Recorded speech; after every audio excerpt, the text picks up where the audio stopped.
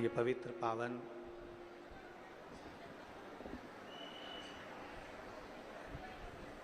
महाराष्ट्रीयन श्रावण का महीना, जिसमें आप और हम सभी भगवान शिव की यह पवित्र पावन शिव महापुराण की कथा गुरु गोविंद सिंह जी की पवित्र भूमि, माँ गोदावरी माता का पवित्र तट, जहाँ आप और हम सब मिलकर भगवान शिव की पवित्र श्री शिव महापुराण कथा का लाभ ले रहे हैं। बड़े भाग्यशाली हैं नांदेड़ नगर के सभी श्रोता भाई बहन, जिन्होंने कहीं देवाधिदेव महादेव को 2 लोटा जल ज़्यादा चढ़ाया होगा, इसलिए शिव महापुराण की कथा नांदेड़ में पहुंची। कथा मंडप में विराजमान सभी साधु संत, तपस्वी, साधक, उपासक,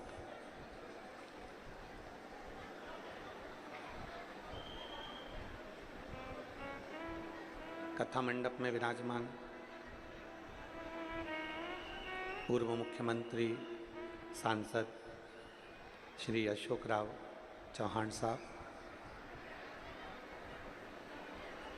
पूर्व सांसद प्रताप राव पाटिल चिखलकर जी, पूर्व विधायक ओम प्रकाश पोकरना जी,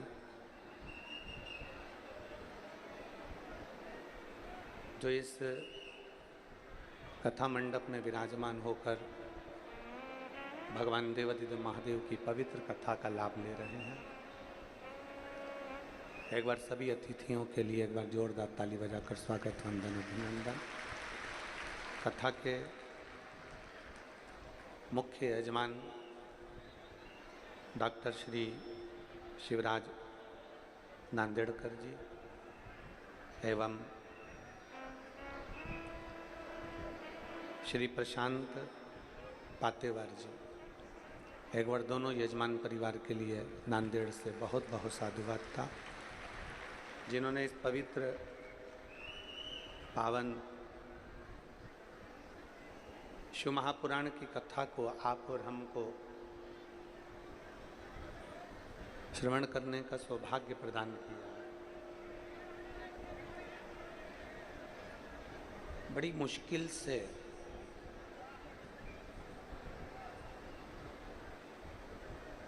यह मानव का जन्म प्राप्त होता है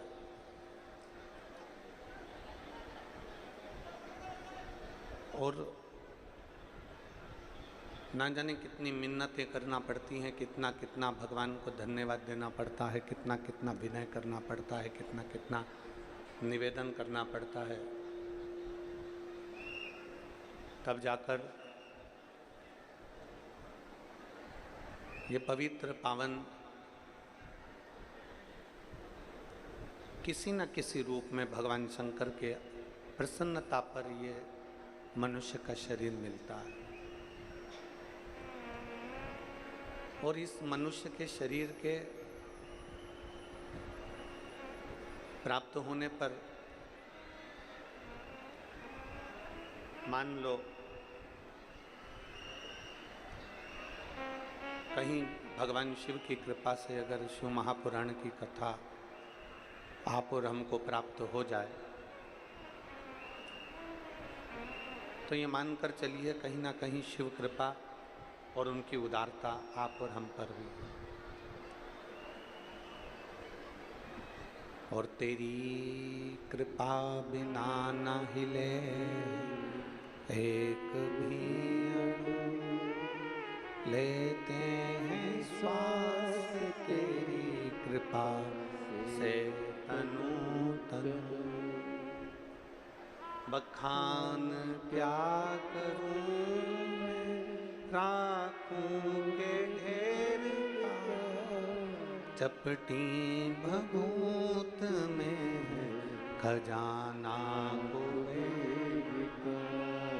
हे गंगाधार मुक्ति द्वार ओंकार बोले ओंकार आयो शक्ति शंभुतार।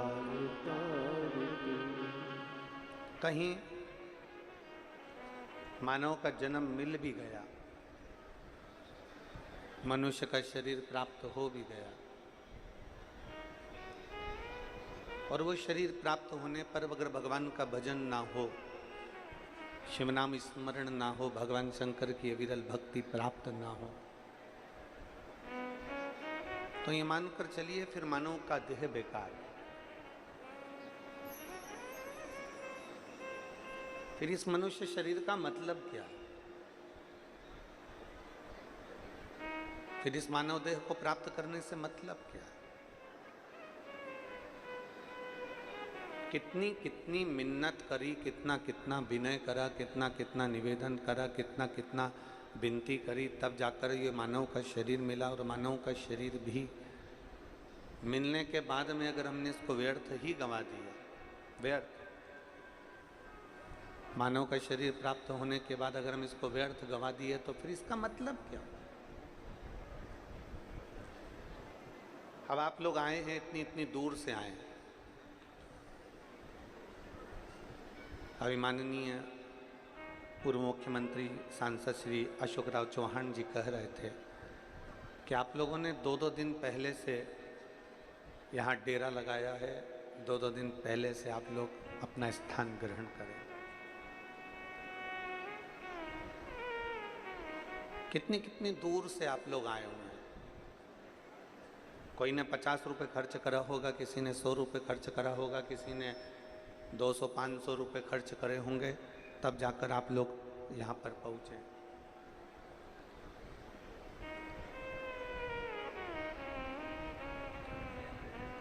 और इतनी मुश्किल से ये जगह आपको मिल गई और आप बैठ गए, कथा में आराम से आप विराजमान हो गए, बैठ गए आप कथा। अब मालूम पड़ा कि कथा में आकर आप बैठ तो गए, कथा में आकर आप विराजमान तो हो गए, पर मालूम पड़ा कि कोई इधर से बोल रहा है, कोई उधर से बोल रहा है, कोई उधर से चिल्ला रहा है, और आपका ध्यान बार बार शिव महापुराण से हटकर उस व्यक्ति की ओर जा रहा है। तो आपका जो 100, 50, 500 और यो जितना समय आप देवादिदेव महादेव को दे रहे हैं, शिव को समर्पित ही नहीं कर पाए, भगवान को दे ही नहीं पाए, और वो व्यर्थ ही चले गए। तो उसका मतलब क्या? हम पहले भी कथा में कहें, आज फिर कहते हैं, 3 घंटे की कथा में से 2.5 घंटा हम बोलते हैं। 2.5 घंटे की कथा में से अगर 2.5 मिनट भी आपने बैठकर अपने दिल को, अपने हृदय को, अपने चित्त को, अपने मन को मेरे देवादिदेव महादेव को दे दिया, तो वो 2.5 मिनट तुम्हारा ना जाने कितने वर्ष को संवार सकता है, और ना जाने तुम्हारी जिंदगी को कितना निर्मल कर सकता है। केवल 2.5 मिनट। मेरे तुलसी बाबा तो लिखते हैं कि आदि में पुनि आदि। एक क्षण भी अगर हमको मिल रहा है, एक क्षण भी, एक पल भी अगर हमको मिल रहा है भगवान की भक्ति को धारण करने का, एक क्षण भी अगर हमको मिल रहा है भगवान की कथा का रसपान करने का, तो ये मानकर चलें कि हमारा जीवन सार्थक है।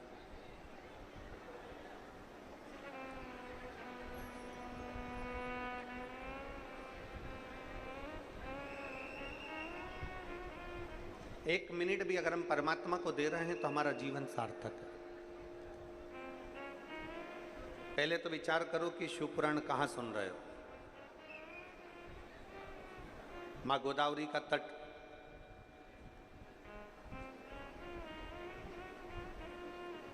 गुरु गोविंद सिंह जी की पुण्य स्थली पवित्र धरा और पूरे नांदेड़ के आसपास में अगर घूम कर देखोगे तो चारों तरफ भगवान शंकर के शिवालय विराजमान हैं। ये नांदेड़ की पवित्र धरा भगवान शिव की धरा है। भगवान शिव जी के नंदी के नाम से नांदेड़ का नाम है।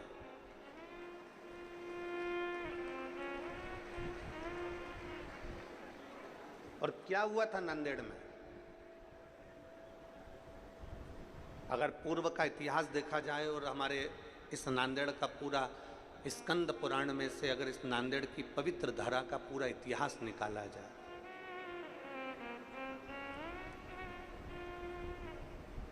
स्कंद पुराण में से अगर तीसरे अध्याय में से भी अगर हम नांदेड़ का पूरा इतिहास निकालें तो आप उसमें स्मरण करेंगे कि भगवान शंकर माता पार्वती जी को लेकर भ्रमण के लिए निकलते हैं। जो 24 तारीख की कथा नांदेड़ महाराष्ट्र में की भूमि से आपने मुझे ज्ञान दिया, जैसे अनसुईया को काशी में आपने ज्ञान दिया, ऐसा गोदावरी को भी किसी स्थान पर बैठकर ज्ञान प्रदान करना। तब भगवान शंकर ने मां गंगा को वचन दिया और गंगा का वचन इसी गोदावरी के तट पर अपने नंदी को एक ओर बिठाकर भगवान शंकर ने इस नांदेड़ की पवित्र धरा पर भगवान शिव ने मां गोदावरी को ज्ञानोपदेश दिया।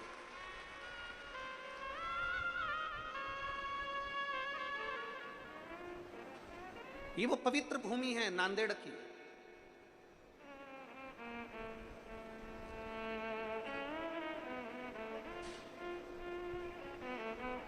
जिस भूमि पर मां गोदावरी के तट पर अगर एक क्षण के लिए भी कोई शंकर का नाम का स्मरण करता है, शिव नाम का उच्चारण करता है, तो उसकी जिंदगी सार्थक होती है।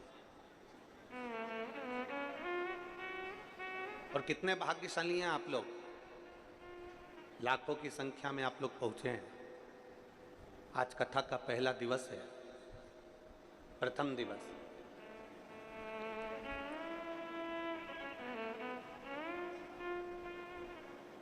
और लाखों की संख्या में आप लोग पहुंचे हैं। कितने भाग्यशाली हैं कि सावन का महीना, पवित्र आनंदमय शिव महापुराण की कथा और माँ गोदावरी का तट, गुरु गोविंद सिंह जी की यह पवित्र धरा और भगवान शंकर की पवित्र कथा का रसपान करने का सौभाग्य आप और हमको मिल रहा है। कहीं पुण्य हमारे प्रबल हुए होंगे जो हम भगवान शंकर की अविरल भक्ति को धारण कर रहे हैं। हम डॉक्टर श्री शिवराज जी नांदेड़कर जी को, श्री प्रशांत पातेवर जी को बहुत बहुत धन्यवाद देते हैं, दोनों यजमान परिवार को, कि जिन्होंने इस पवित्र कथा का लाभ दिया है। आप लोगों के लिए तो किसी ने पत्र भी भेजा। देखो,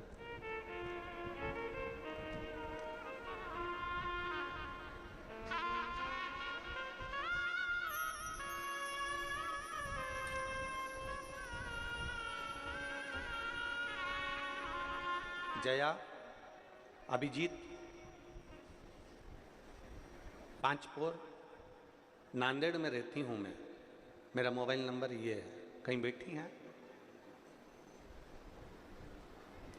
सो जया, अभिजीत, पांचपोर। मैं नांदेड़ में रहती हूँ। कहीं बैठी हो तो हाथ हिला सकती हैं। अगर कहीं बैठी हो तो हाथ हिला सकती हैं। दिख गए? हाँ ठीक है, दिख गए हो। श्री शिवाय नमस्तुभ्यं।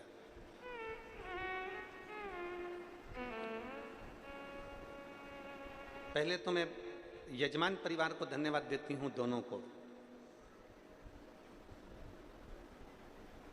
हमने सोचा नहीं था कि सावन का महीना और नांदेड़ की पवित्र धरा पर कथा मिल जाएगी, और गुरुजी हमारे दोनों यजमान के माता पिता का कोई पुण्य होगा, इसलिए शिव महापुराण की कथा यहां मिली है। एक बात कहना चाहती हूं,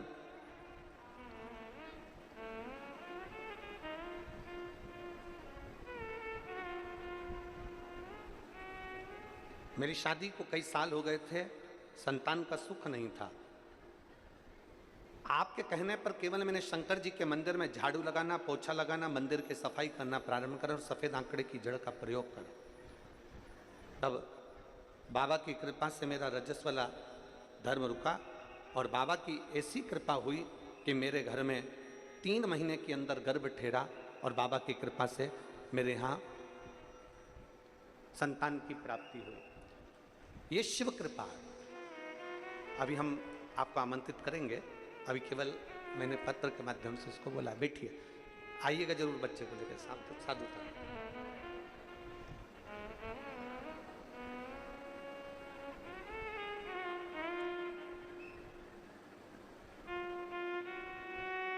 अच्छा, गर्भ से हैं अभी आप, ठीक है।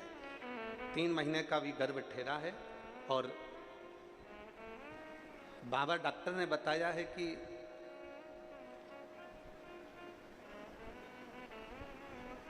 गर्भ ठीक है और बाबा की कृपा है। संतान का सुख तो नहीं होता पर कहीं ना कहीं शिव कृपा से आपका गर्भ ठहरा। मैं बाबा की बहुत बहुत साधुवाद, धन्यवाद। बेटे शिव तत्व है। कहीं यजमान का पुण्य प्रवाल भाग्य होगा, कहीं इनके माता पिता की पुण्याई होगी, जो ये पवित्र शिव महापुराण की कथा आप और हमको मिली है। अभी दीदी बता रही थी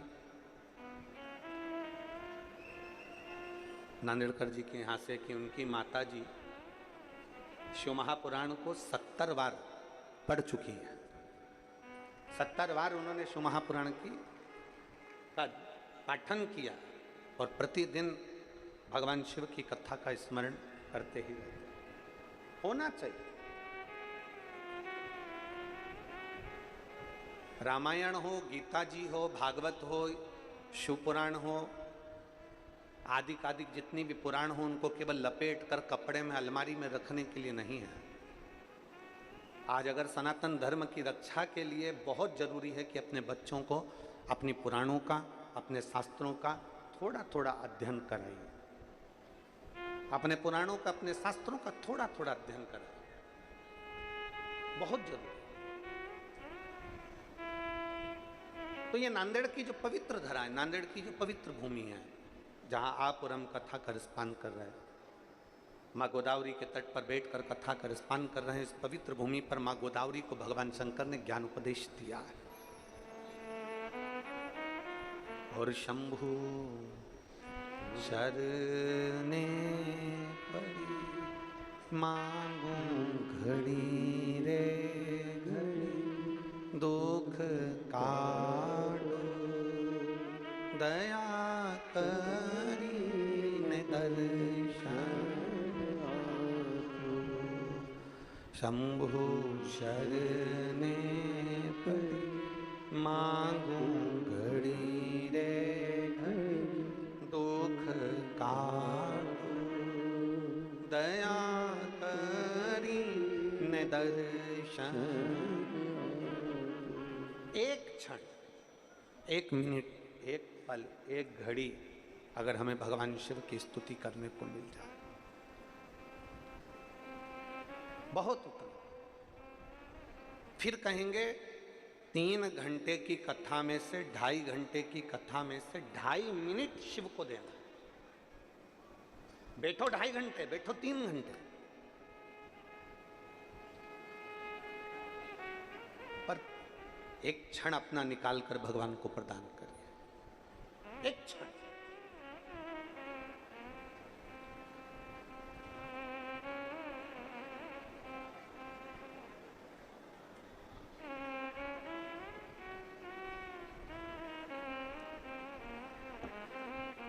एक माँ अपने बच्चे को भोजन करा रही है।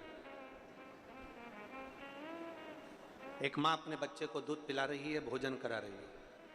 उसका ध्यान कहीं और भी है। 50 काम में ध्यान लगा हुआ और बच्चे को थोड़ा सा रोटी का निवाला हाथ में पकड़ा कर जाती है, रोटी का टुकड़ा बच्चे के हाथ में पकड़ा कर जाती है, ले जल्दी इसको फिनिश कर, जल्दी खा इसको, जल्दी खत्म कर इसको। माँ ने बच्चे के हाथ में रोटी का टुकड़ा पकड़ाया, माँ ने बच्चे के मुख में रोटी का टुकड़ा दिया और माँ फिर काम में लग गई, फिर काम में लग गई, फिर काम में लग गई। बच्चा रोटी के टुकड़े को हाथ में लेता है, फिनिश नहीं करता, उसको तोड़ेगा, मरोड़ेगा, फेंकेगा, कहीं इधर डालेगा, कहीं उधर डालेगा, कहीं जाएगा, घूम फिर कर आ जाएगा। माँ ने उसके मुंह में रोटी का टुकड़ा दिया, बच्चा उसको चबाता नहीं है, मुंह में ही भर के रखता है, और मुंह में भरा भरा यहाँ घूमेगा, वहाँ घूमेगा, जाएगा, आएगा। फिर इतने में माँ चिल्लाएगी, फिनिश करा, मुंह खोल के बता, जल्दी मुंह खोल। मालूम पड़ा कि मुंह में गप्पो जैसा भरा पड़ा हुआ, फिनिश नहीं कर, मुख में भरा पड़ा हुआ। फिर वापिस माँ आई और माँ ने फिर कहा, ले ये रोटी का टुकड़ा ले, जल्दी से फिनिश कर। अब माँ का ध्यान मोबाइल में है, माँ का ध्यान रसोई घर में है, माँ का ध्यान सिलाई में है, माँ का ध्यान दूसरी जगह लगा हुआ है, माँ का ध्यान झाड़ू पोछा में लगा हुआ है, माँ का ध्यान 50 जगह पर लगा हुआ है, और उसका ध्यान बच्चे को रोटी जरूर पकड़ाई है, बच्चे को रोटी का टुकड़ा जरूर दिया है, पर बच्चा फिनिश नहीं कर रहा, पेट भर नहीं रहा। हाँ, अगर माँ जितना रसोई घर में ध्यान दे रही है, माँ जितना सिलाई में ध्यान दे रही है, माँ जितना मोबाइल में ध्यान दे रही है, माँ जितना इंस्टाग्राम पर ध्यान दे रही है, माँ उतने ही दिल से बेटे के पास में बैठती और 2 रोटी का टुकड़ा अगर दिल से खिलाती तो बच्चा उसी समय पर फिनिश भी करता और खा भी लेता। हृदय, दिल, मन, चित्त, वृत्ति व्यक्ति को देना पड़ता। आप में से कई लोग ऐसे बैठे होंगे जो रोज शंकर जी को 1 लोटा जल चढ़ाते होंगे, रोज शंकर जी के मंदिर जाते होंगे, रोज शंकर जी के मंदिर जाकर श्री शिवाय, जम के बोलो जरा, श्री शिवाय नमस्तुभ्यम। बोल बम का नारा है,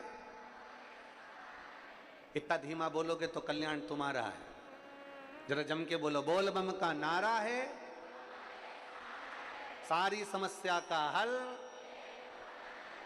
अब 1 क्षण के लिए, 1 मिनट के लिए आप जरा विचार करिए, रोज मंदिर जा रहे हो, रोज शंकर जी को जल चढ़ा रहे हो, रोज प्रतिदिन शिवालय जा रहे हो, रोज शंकर के मंदिर में जाकर ओम नमः शिवाय, ओम नमः शिवाय, ओम नमः शिवाय, हर हर महादेव, श्री शिवाय नमस्तुभ्यम, श्री शिवाय नमस्तुभ्यम लगे हुए, लगे।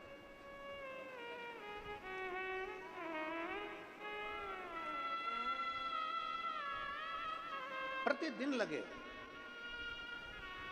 अब जरा विचार करना, तुम्हारी एक पड़ोसन शंकर जी का पशुपति व्रत करी, शंकर जी के मंदिर गई, शंकर जी को जल चढ़ाया और बाबा ने उसकी तुरंत सुनी और बाबा ने उसका भंडार भर दिया। अब तुम रोज मंदिर जा रहे हो, रोज झाड़ू भी लगा रहे हो, रोज सेवा भी कर रहे हो, फिर भी नहीं सुन रहा, फिर भी नहीं सुनता। क्यों नहीं सुन रहा? उसका केवल एक कारण है, बच्चे को रोटी का टुकड़ा तो दे दिया पर समय, दिल, मन से उसको नहीं खिलाया। बच्चा मुंह में भर कर बैठा रहेगा, खाएगा नहीं। उसी तरह मंदिर रोज जाओ, 1 लोटा जल रोज चढ़ाओ, शंकर जी का गुणगान रोज गाओ, सावन के महीने में 2 लोटा जल रोज चढ़ाओ, रोज शंकर की स्तुति करो। पर याद रखना, तुम्हारा अगर आधा घंटा मंदिर में निकल रहा है, 20 मिनट मंदिर में निकल रहा है, 25 मिनट तुम मंदिर में निकाल रहे हो, तो 25 मिनट में से कम 5 मिनट ऐसा होना चाहिए कि शंकर तुम्हारे दिल में और तुम शिव के दिल में विराजमान होना चाहिए, तो समझो कि जल चढ़ा।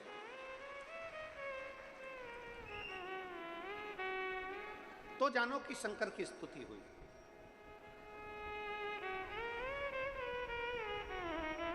और आप आए नहीं, सुबह हो गई, मेरी पूजा की थाली धरी की धरी रहे। क्यों नहीं आए? किस लिए नहीं आए? पता नहीं।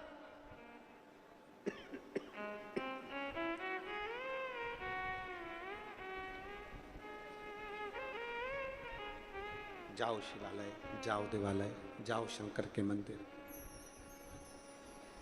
थोड़ा चित्त लेकर जाना, थोड़ा मन लेकर जाना। शिव महापुराण में महात्म में देवराज नाम के ब्राह्मण का बड़ा सुंदर चरित्र है।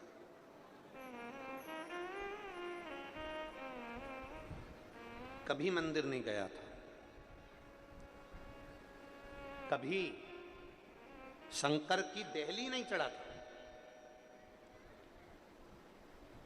कभी शिवालय नहीं गया,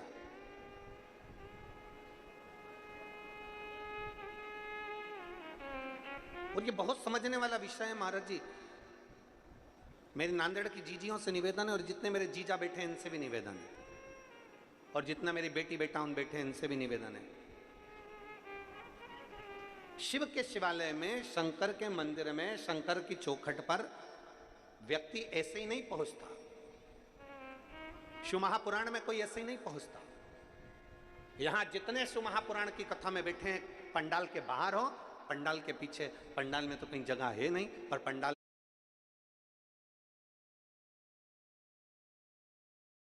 पीछे, पंडाल में तो कहीं जगह है नहीं, पर पंडाल के बाहर धूप में जहां लोग बैठे हुए हैं, अपना अपना चादर लगाकर, अपना छाता लगाकर, अपनी पानी की बोतल रखकर, जहां जहां लोग बैठे हुए, जितनी जितनी जगह बैठे हुए, शिव महापुराण में कोई ऐसे ही नहीं पहुंचता।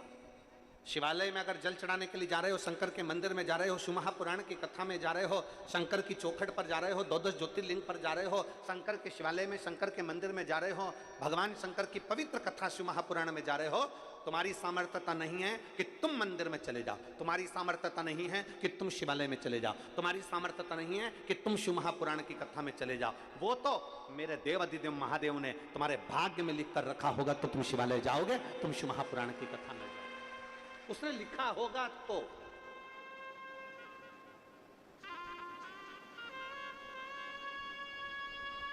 वरना कई कई लोग ऐसे भी हैं नांदेड़ में जो तैयारी करके बैठे होंगे, मैं जाऊंगी कथा में, हमारे नांदेड़ में कथा हो रही है, मैं जाऊंगी कथा में, मैं जाऊंगी कथा में। मालूम पड़ा कि जाने के 2 दिन पहले, 1 दिन पहले ना जाने कौन सा काम अटक गया, और मालूम पड़े मैं आई नहीं पाई कथा। वो गीत है ना, शादी की सारी तैयारी रह जाती, मानो हमारा एहसान कि दूल्हे ने हाँ भर दी, वो वाला हाल है कि अगर कथा चालू होने वाले दिन तुम पंडाल में पहुंच जाओ, पहुंचने के बाद बड़े प्रसन्न चित्त में एक स्माइल भोलेनाथ को जरूर देना कि तुझे धन्यवाद कि तू मुझे बुला ही लिया, ये तेरी कृपा। कभी कभी जरूरी नहीं है कि तुम सेल्फी किसी के साथ लो, सेल्फी का मतलब है अपन और महादेव, बस वो होना चाहिए। दुनिया के लोगों को लग रहा है कि ये अकेली की फोटो है, अकेली की, पर नहीं, कथा के पंडाल में, भगवान शंकर की कथा में, शिवालय में व्यक्ति कभी अकेला नहीं होता, भगवान शंकर उसके साथ कदम से कदम मिलाकर चलते, अकेले का फोटो नहीं। एक प्रसन्न चित्त तुम्हारे भीतर होना चाहिए कि मैं शंकर के साथ, शिव के, शंकर मेरे साथ, मैं शिव की और शिव मेरे हैं, इसके सिवाय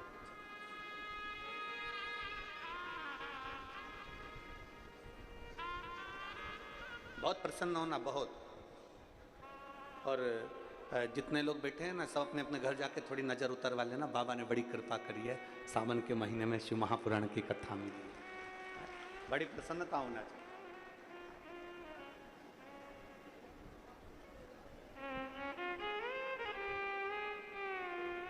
और जब हमारा सर्वस्व, हमारा सब कुछ हम बाबा को दे देते हैं ना, तो फिर हमारा जब कुछ भी नहीं है, सब कुछ बाबा का, बोल बम का नारा है, बाबा एक साथ, सब कुछ बाबा पर सौंप दिया, तो फिर वो बाबा जा, फिर वो बाबा के हाथ।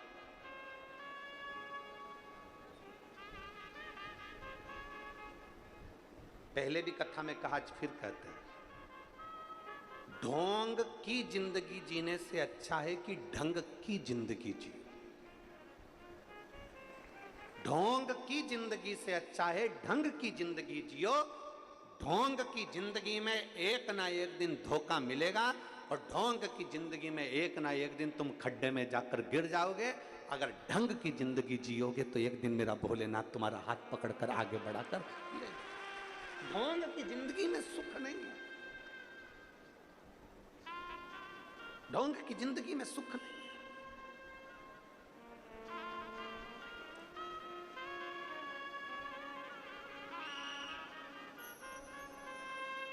सावन का महीना आया, लोगों ने त्रिपुंड लगाया। सावन का महीना आया, लोगों ने शिवालय जाना चालू करा। सावन का महीना आया, लोगों ने बेलपत्री और फूल भगवान को चढ़ाना प्रारंभ करा ना। सावन का मतलब क्या है?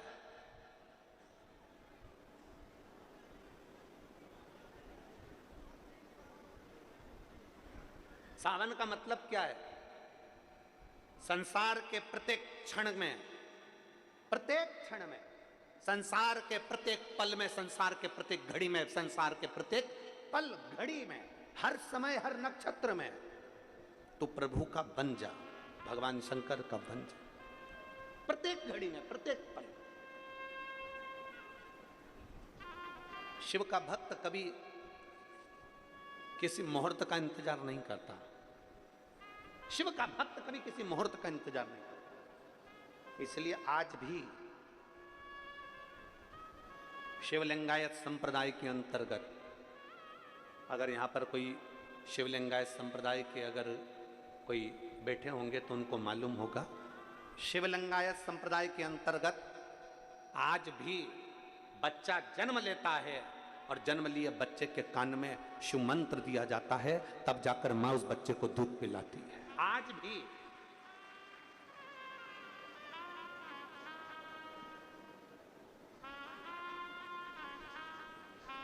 कोई मुहूर्त नहीं देखा, कोई मुहूर्त नहीं देखा गया कि बच्चे को दूध किस दिन पिलाना है। नहीं, बच्चे ने जन्म लिया, जल्दी से गुरु मंत्र दिया जाए, जल्दी से शिव मंत्र दिया जाए और शिव मंत्र देकर बच्चे को दूध पिलाया जाए। यहाँ मुहूर्त नहीं देखा जा रहा कि किस मुहूर्त में बच्चे को, बच्चा बिलख रहा है, रो रहा है दूध पीने के लिए, इतने में तुरंत उसको शिव मंत्र दिया जाता है। शिवलिंगायत संप्रदाय में जब तक बच्चे को दूध नहीं पिलाया जाता, जब तक वो बच्चे को मंत्र ना मिल जाता।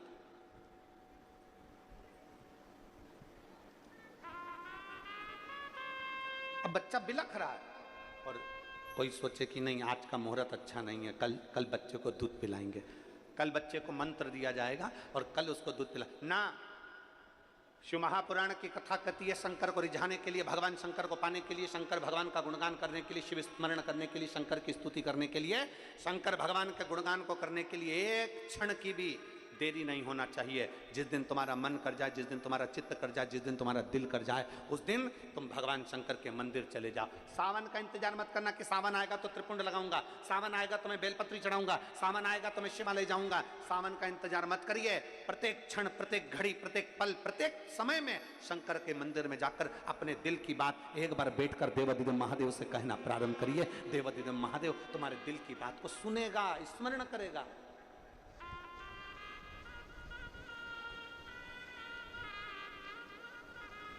और शंभु शरणे पड़ी मांगू घड़ी रे दुख का दया करी न दर्शन।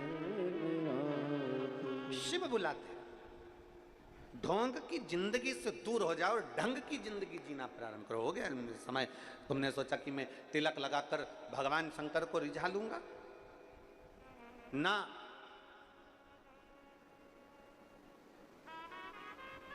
प्रत्येक दिन केवल श्रावण का इंतजार नहीं करना, प्रत्येक पल केवल सावन का इंतजार नहीं करना।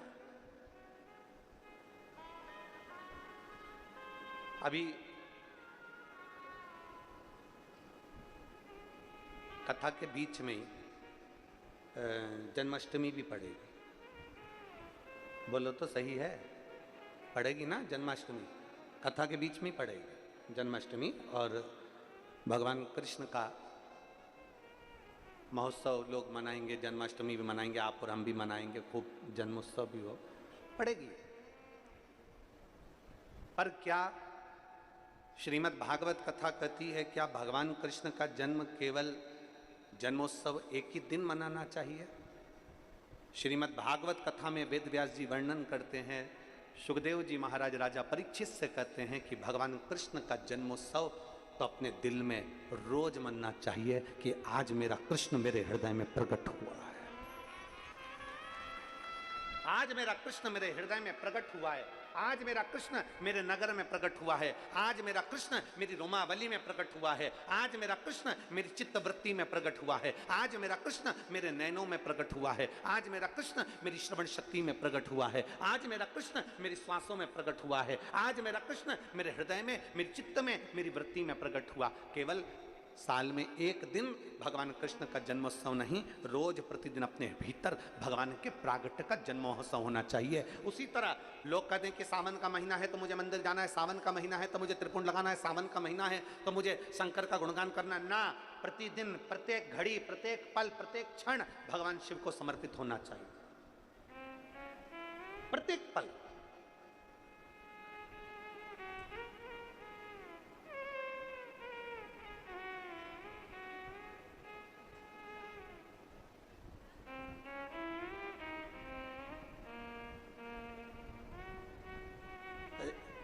नांदेड़ में पहले भी हम आ चुके हैं, लगभग 12-15 साल हो गए होंगे। मारवाड़ी महिला मंडल का एक आयोजन था और एक शर्मा जी थे दूसरा आयोजन, उनके उसमें भी आना हुआ था। वो मारवाड़ी महिला मंडल की जो अध्यक्ष थी तोसनीवाल, उस समय पर उनका हाथ फ्रैक्चर हो गया था, हाथ टूटा हुआ था। अब वो हमसे कहीं कि गुरुजी हमारा तो हाथ टूटा हुआ है और लोग हंसेंगे, हम कैसे कथा का स्मरण करेंगे, हम कैसे। तो हमने कहा कथा टूटे हुए हाथ से थोड़ी ना होती है, कथा तो जुड़े हुए दिल से होती है। दिल जुड़ना चाहिए तो कथा का रसतत्व अपने आप प्रकट होगा, अपने आप प्रकट। दिल जुड़े, मन जुड़े, चित्तवृत्ति जुड़े, और जब दिल जुड़ जाए, एक पत्र है,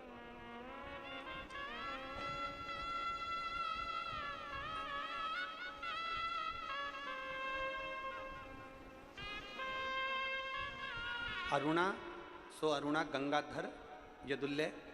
मैं छत्रपति संभाजी नगर महाराष्ट्र की रहने वाली हूँ।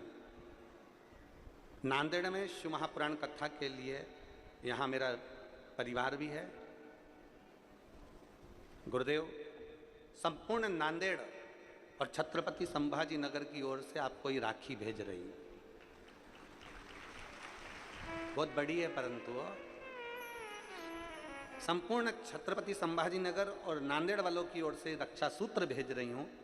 हमने कभी नहीं सोचा था कि हमारे नांदेड़ में शिव महापुराण की कथा होगी। आज हमारा भाई हमारे नांदेड़ आया, मैं बाबा को धन्यवाद देती हूँ। ये शिव तत्व है, स्वीकार। यहाँ जरूरी नहीं, यहाँ दिल जुड़ना चाहिए, यहाँ चित्त जुड़ना चाहिए, यहाँ मन जुड़ना चाहिए। शंकर के मंदिर में जब भी जाओ, एक तुम रोज लोटा भर के जल लेकर जाते हो और बाबा के दरवाजे जाते हो और फिर भी कहो कि मेरा बाबा सुन नहीं रहा, मेरा बाबा सुन नहीं रहा, मेरा बाबा सुन नहीं रहा। तुम्हें लग रहा है कि बाबा नहीं सुन रहा। बाबा क्यों नहीं सुन रहा? क्योंकि तुम्हारा दिल रम नहीं पाया, तुम्हारा चित्त शिव में रमा नहीं, अभी रमा नहीं।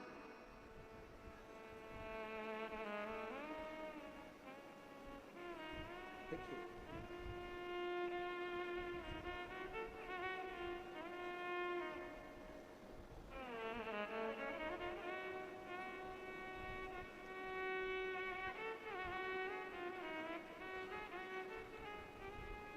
मैं रानी मदन सूर्यवंशी, जिला नांदेड़, महाराष्ट्र की रहने वाली हूँ। कहीं बैठी हो तो हाथ हिलाइएगा।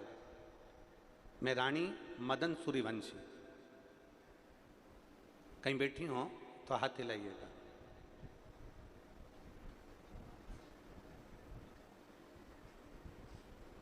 कहीं बैठी हैं? और अगर बच्चे आए हो इनके साथ में तो बच्चों को लेकर व्यासपीठ पर आ सकती है। हाथ हिलाओ एक बार।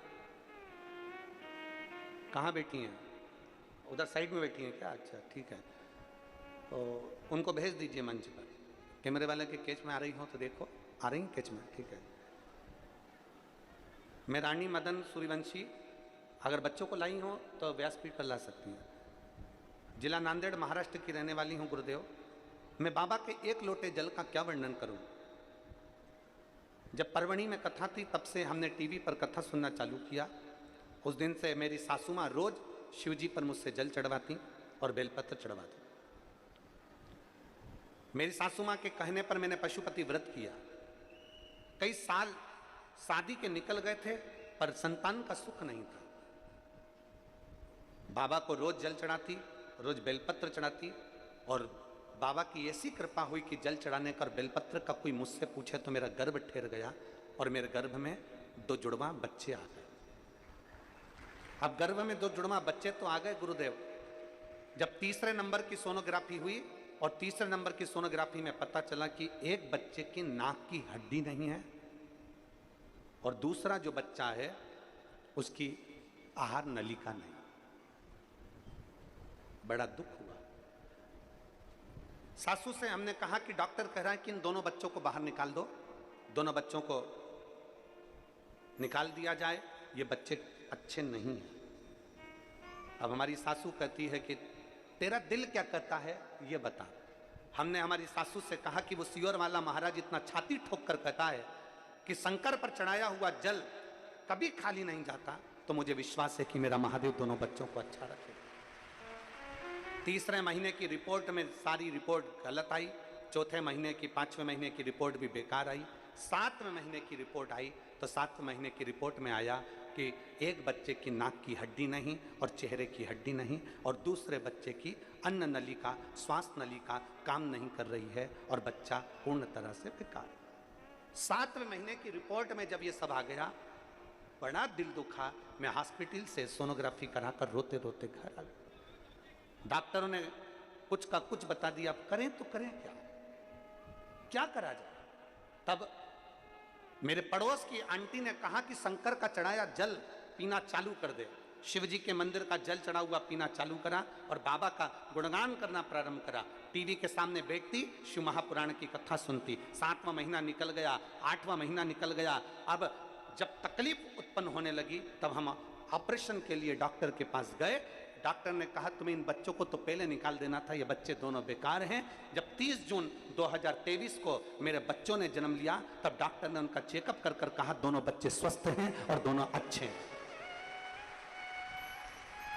30 जून 2023 के दिन मेरे घर में 2 पुत्रों ने, 2 जुड़वा पुत्रों ने जन्म लिया और बाबा की कृपा से डॉक्टर कहते हैं कि दोनों सही सलामत हैं। ये शिव तत्व है, ये ओखड़ी है। इन बच्चों का फोटो भी पीछे लगाया गया है, आप लोग एलईडी के माध्यम से देख रहे हैं। दोनों पुत्रों का, दोनों बच्चे स्वस्थ हैं। ये शिव भक्ति और एक उपासना, एक आराधना शिव के। उन्होंने इस पत्र में लिखा एक बच्चे की नाक की हड्डी नहीं है, नाक पूरी गई हुई है और चेहरा पूरा गया हुआ, और दूसरे बच्चे की आहार नलिका, श्वास नलिका के कारण बस बच्चा पूर्ण तरह से बेकार। दोनों बच्चे। अब हम जब उसका भरोसा लेकर चले, हम जब उसका विश्वास लेकर चले, हम जब उसकी दृढ़ता लेकर चले तो क्यों ना स्वीकार करें। और मेरे बाबा, सब गाइए, सब साथ में बोलिए, मेरे बाबा दया करना, मैं तेरे भरोसे, भोले बाबा दया करना, मैं तेरे भरोसे, ना घर के भरोसे हूँ, ना परिवार के भरोसे हूँ, ना घर के भरोसे हूँ, ना परिवार के भरोसे हूँ, मेरे बाबा दया करना, मैं तेरे भरोसे, भोले बाबा दया करना, मैं तेरे भरोसे। हम उसके आश्रित हो जाए। लिया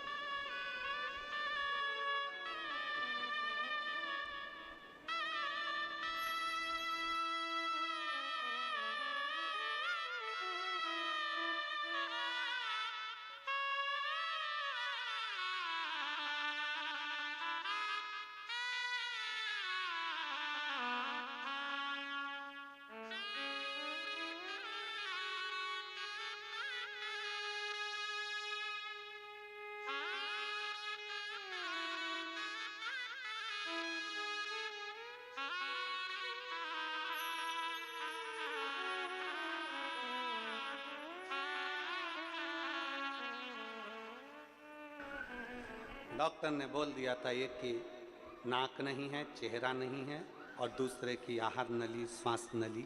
देखा, शिव तत्व में हम उसके आश्रित हो जाए, हम उसके आश्रित।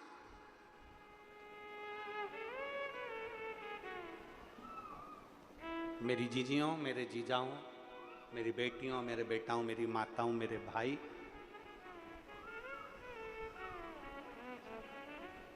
एक लोटा जल अगर शंकर के मंदिर में चढ़ा रहे हो तो वो खाली नहीं जा सकता, जाएगा ही नहीं खाली। शिव का चढ़ा जल कभी खाली नहीं जाता, शंकर का लिया गया नाम कभी खाली नहीं जाता, शिव का किया गया भजन कभी खाली नहीं जाता, कभी नहीं। केवल उसको जपने वाला चाहिए। इसीलिए फिर निवेदन, शिव के सिवा कहीं दिल ना लगाना, शिव के सिवा कहीं दिल ना, वरना पड़ेगा तुझे आंसू बहाना, वरना पड़ेगा तुझे आंसू बहाना।